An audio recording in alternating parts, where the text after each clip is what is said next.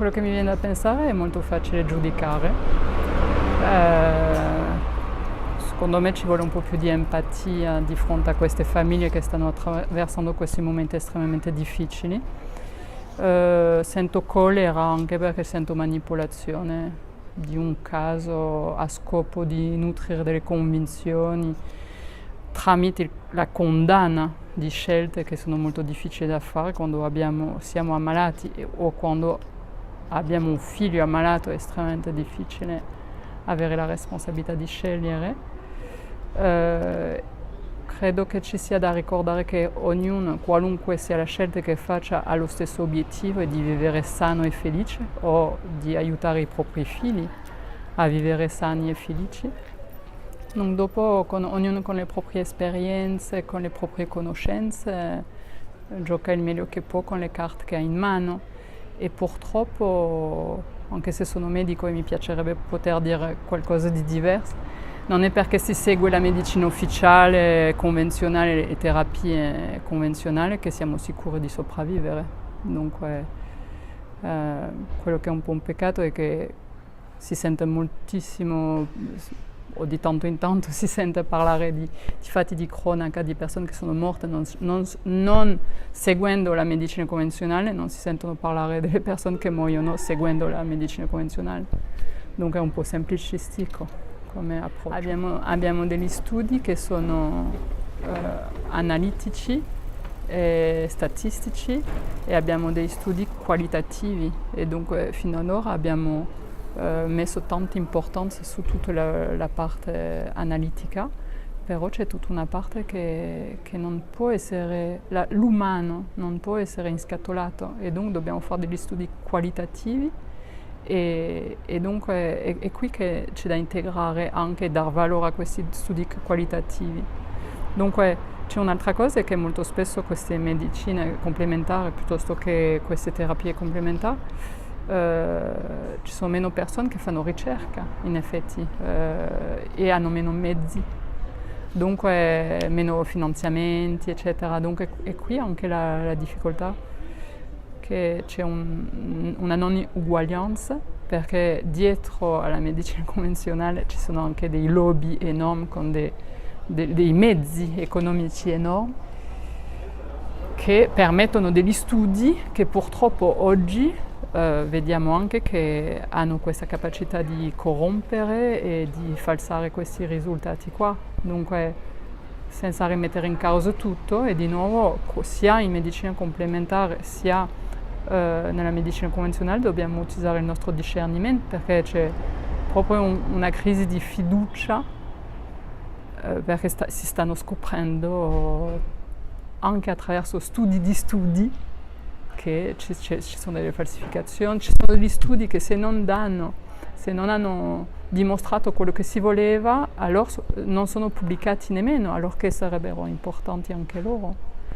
Dunque credo che sia importante che ognuno possa recuperare, qui sto parlando dei medici, dei ricercatori, di recuperare la loro onestà intellettuale, cercando di togliere un po' le loro convinzioni di mezzo, perché nel voler nutrire o far valere la loro convinzione consapevolmente, inconsapevolmente, con buona fede o con cattiva fede si trasforma in una realtà. Qua tanti medici si appoggiano su questi studi per esercitare la loro opera, la loro professione, dunque ha delle conseguenze enormi su miliardi di pazienti.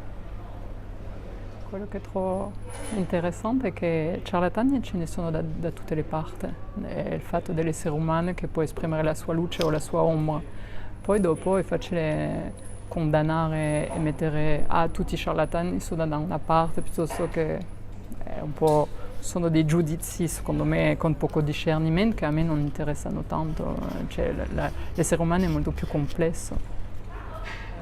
Allora, nel libro spiego bene questa cosa qua per me la medicina convenzionale si occupa della parte malata, okay? Il suo obiettivo è di diagnosticare e eradicare le cellule patologiche con i suoi mezzi, questo è un fatto. Le medicine complementari per me sono interessanti perché vengono a lavorare sulla parte sana, che molto spesso è molto più grande della parte patologica. Dunque è tutto quello che va a rinforzare la vitalità del corpo. Nel libro do tanti esempi di terapie, anche autoriflessione, anche strade da percorrere, nell'obiettivo di alzare la vitalità del corpo e sciogliere gli stress emozionali che prosciugano anche questa vitalità. Questa è una parte. Oltre al fatto che purtroppo oggi, a questo stadio dell'avanzamento della medicina convenzionale, utilizziamo delle terapie che sono estremamente tossiche.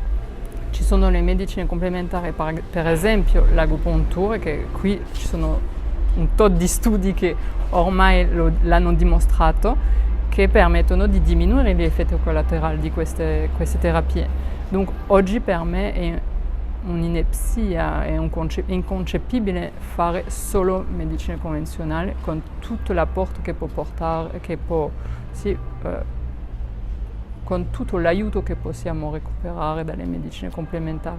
Anche decidendo di fare solo le terapie convenzionali, senza fare un lavoro personale, emozionale, che secondo me invece è importante, ma almeno integrare per sostegno alle terapie convenzionali. Almeno questo per me è fondamentale. No, allora, prima di tutto è proprio una scelta che non farei mai per un'altra persona. Se mi chiedi per me, ti posso rispondere quello che immagino che farei, anche se con la consapevolezza che non sappiamo mai cosa faremo fino a essere proprio confrontati alla situazione. Per una persona che è diagnosticato un cancro, è esattamente quello che ho scritto nel mio libro, deve fare le sue scelte sicuramente, riconoscendo i vantaggi e i limiti di ogni approccio, e per me il consiglio è di integrare a tutti i costi, anche nell'idea che la malattia, sempre nel modo in cui lavoro e approccio la malattia, per me è un messaggio e che chiede un cambiamento. Dunque per me c'è un lavoro da fare per cambiare qualcosa nella nostra vita, per sfruttare al massimo questa malattia, perché se la sfruttiamo ne usciamo più forti di prima di ammalarsi. E questo è l'obiettivo, anche prima di ammalarsi.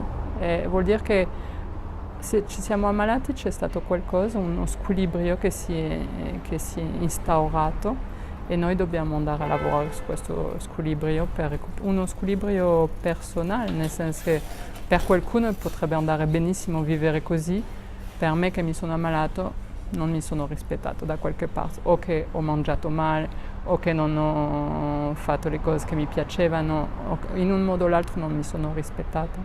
Dunque devo recuperare questa capacità a rispettare me e il mio corpo, e per recuperare la mia vitalità e anche il mio desiderio di vivere.